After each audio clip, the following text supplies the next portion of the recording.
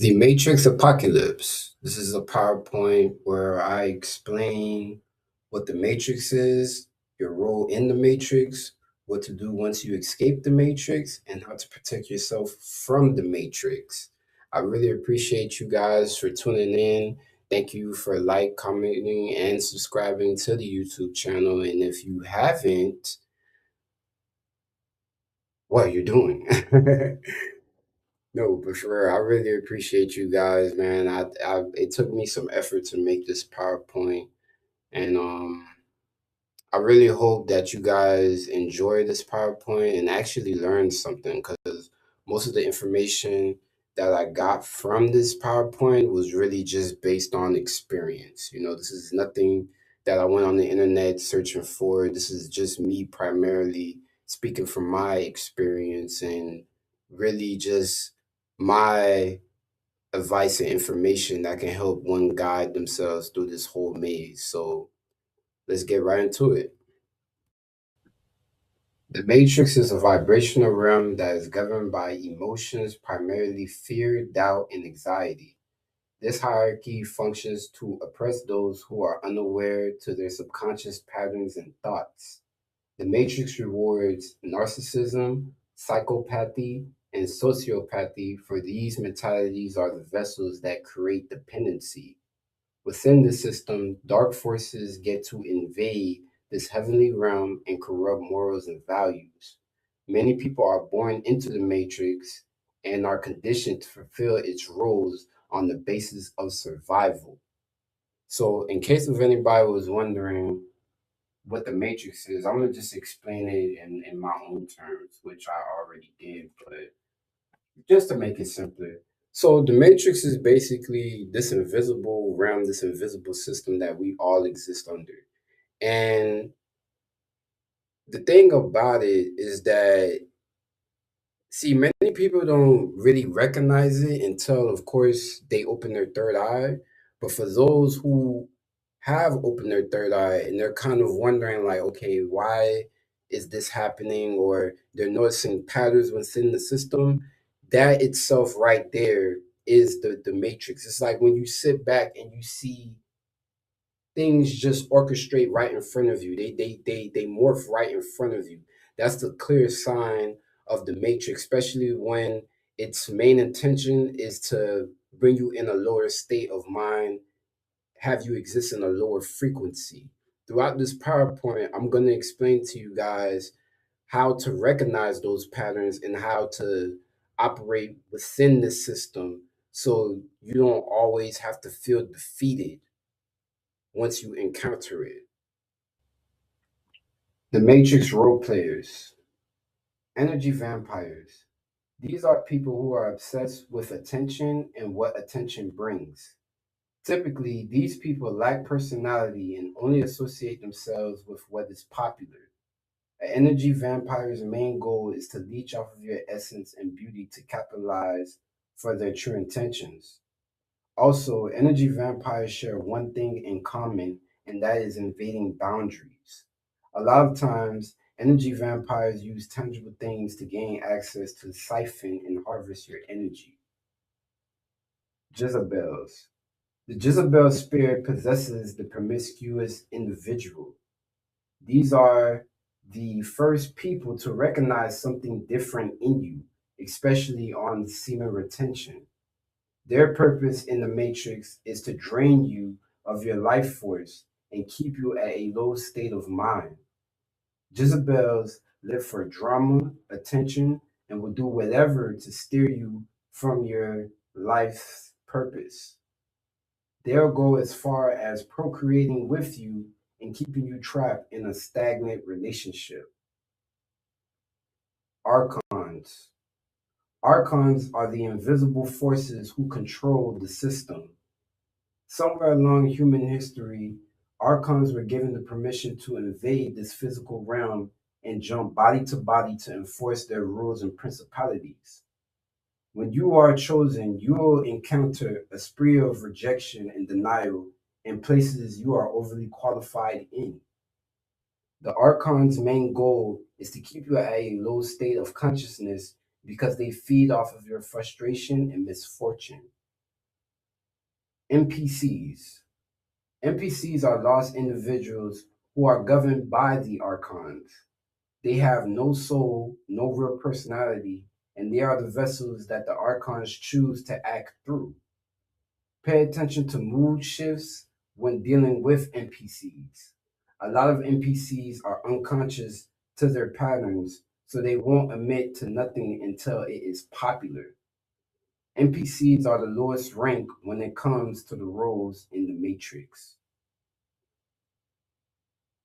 Okay, and to elaborate on the four, okay, we got energy vampires. Energy vampires, I don't encounter them. They're very, very slick, very sly individuals. You know, they're the ones that will always give you mixed emotions. They love to project. That's one thing I can definitely say about energy vampires. They love to project their insecurities onto people just so they can take your essence. You get me? Uh when it comes to the Jezebel, see, the Jezebel can be both a male and a female. It really doesn't matter.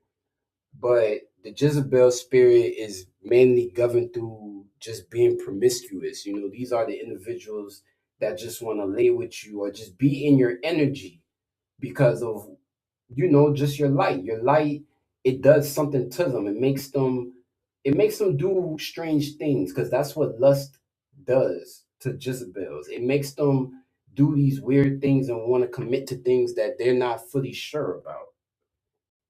Now, when it comes to the archons, I'll be honest, I can't stand archons because they play a very hard game, and that's just jumping from body to body to body to enforce their own rules and to keep, the darkness intact when it comes to the Matrix and the NPCs. I believe we're all aware of NPCs. The NPCs, these are the individuals who will like watch you, but then once you make eye contact with them, they'll look away as if like you wasn't paying attention to them watching you. They lack a lot of depth. When you talk to them, it sounds like you're talking to a wall. You know what I mean? The only thing they really know is anything that's popular. They're the ones that follow the trends. They keep up with politics, and of course, they really complain about everything because it's not in their control. Anything that's in their control, they'll have something positive to say about it. But if it's not in their control, then they despise it. They look down upon it. Your role in the Matrix. Your role in the Matrix is to gain back your birthright that was given to you by God. The Matrix is fueled by strife and struggles that are manufactured to keep you suppressed to your circumstances and environment. It's to keep you in a state of doubt, fear, and paranoia so you can surrender your focus to the government instead of God. God blessed us all with the eternal life, so there is no need for us to struggle, work hard, or stress when we were born to flow with our purpose. How to escape the matrix is by reminding yourself of these birthrights and recognizing spiritual warfare when it is present. So, yes, our birthright is to be free. I truly believe that we were born into this planet, into this prison planet to be free. But as we can all see and notice, the government itself goes very hard when it comes to, its policies, its laws, making sure that everyone does what is expected out of them when, a lot of us didn't ask to be here. You get me?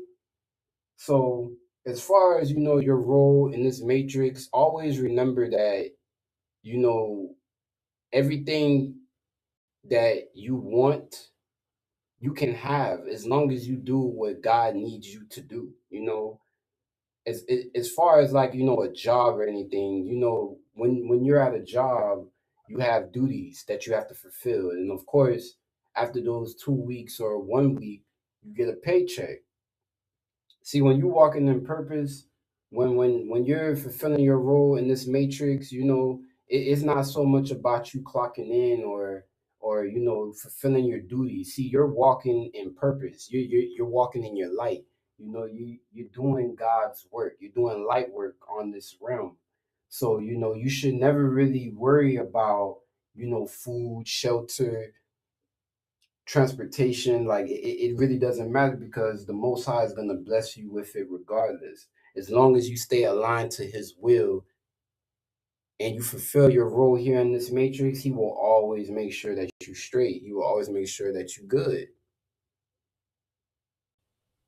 What to do once you escape the matrix? There come a time where you'll recognize patterns of rejection. Please do not take it personal.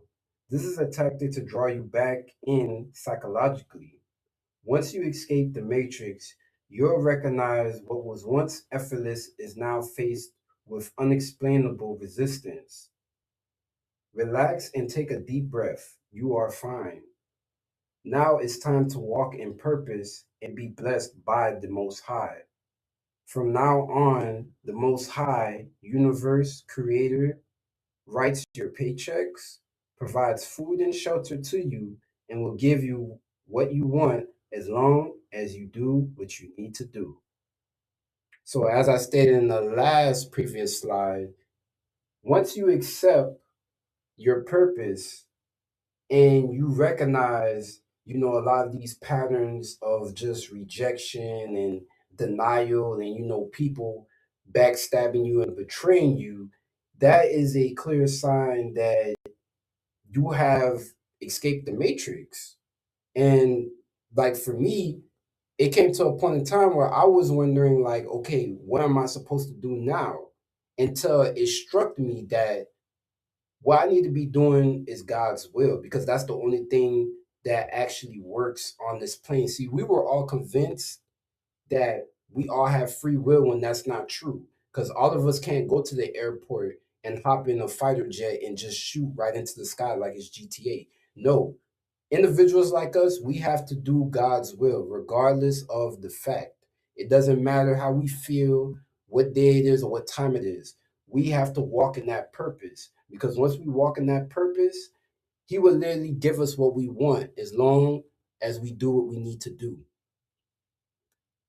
How to protect yourself from the matrix. Once you escape, the war begins. New levels, new devils. Remember, the matrix is a vibrational realm that is governed by emotions, meaning that it can sense when one is on a high frequency and will come up with many attempts to knock one down. You have to be honest with yourself and how you feel dealing with people, places, and things. If something drains you, 9 times out of 10, it was meant to drain your energy and make you surrender your rights to the system of all. You have to set clear boundaries that reflect your state of being. Set boundaries that will keep you at a peace of mind, for this will keep you calm every time you face an attack sent by the Matrix. So, when you open your third eye, when you accept your purpose, when you escape the plantation, yes, there's going to be times where you're going to be faced with opposition. And for a lot of us, the collective, we view the opposition as spiritual warfare. Now, one thing I noticed every time I came across spiritual warfare was that, for one, I always recognized it. I always recognized it, and I always recognized the same spirit. You get me?